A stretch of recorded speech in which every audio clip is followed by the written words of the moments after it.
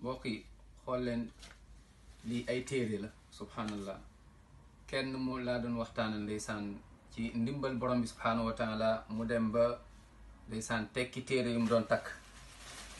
dem këram andil ma lii xool leen téere lii yéen ni dama kaa daggati xoolal mu ngi nii salte ba nga xamante ni sànni ko ci poubelle bi ay aaya alxuraan ñuy jaxase ak ay chiffres satanique xool leen lii subhanallah xool leen lii lan lay jariñ lii nit ki nga bàyyi fi téere borom bi subhanahu wa taala alquranul karim nga jël fi ay yenn aaya jël ko wëlbati ko jaxase ko ak ay chiffres satanique bàyyi fi ñaan yonent bi sallallahu alayhi wa sallam xisnul muslim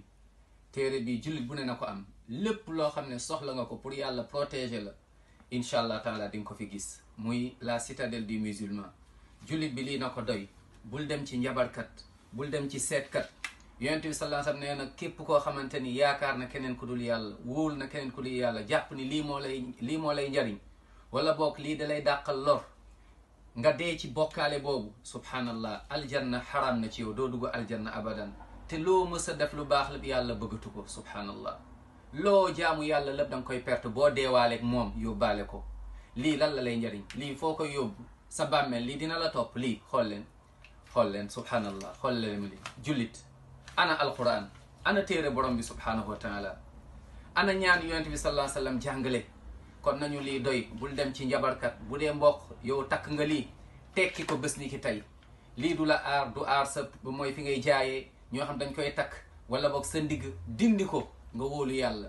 nga góorgóorlu sax ci alquran ak sunna yonent bi sallallahu alayhi wa sallam nga ñaanu sunna yi dara du la laal insha allah taala saa yoo yeewoo suba ak ngoon nga ne bismillahi alladi laa yadurru ma ismihi shay'un fi l ardi wala fi samai wa samalaali ñetti yoon nga ne a'udhu bi kalimatillahi tammati min sharri ma xalaq ñetti yoon en tout cas lépp mu ngi ci téere bi nga ñaanu sunna yi suba ak ngoon booy génn nga jàpp nga ñaanu sunna yi incha allah yàlla moo lay aar subhanahu wa taala naam wallahu yaasimuka min annas kon lii na ngeen ko moytu képp ku dem ci seetkat gisaanekat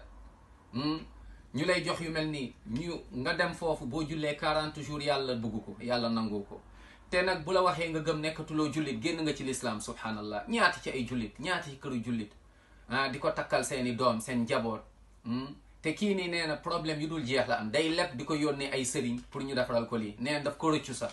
ba tax na yàlla dimbali nañu ba mu tekki ko dem këram dindi li fa nekk li macha allah yàlla na ko yàlla xiir ñu ñun ñëpp ci tawhid kon nañu moytu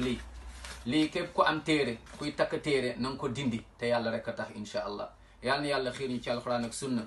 yàlla may ñu mujj bu rafet ndax lii du la topp sa bàmmeel lenn lañ lay laaj sa bàmmeel mooy kan mooy sa borom lan mooy sa diine kan mooy sa yonent kon nañu sax ci alquran ak sunna yàlla na yàlla musal ci mbirum salte yi xool leen lii subhanallah xool leen ciseau baa ngi ni ba ma ko daggee mbir yu doy waar laa ci gis yàlla na yàlla sàmmuñu wasalaamualeykum wa rahmatullahi wa barakatu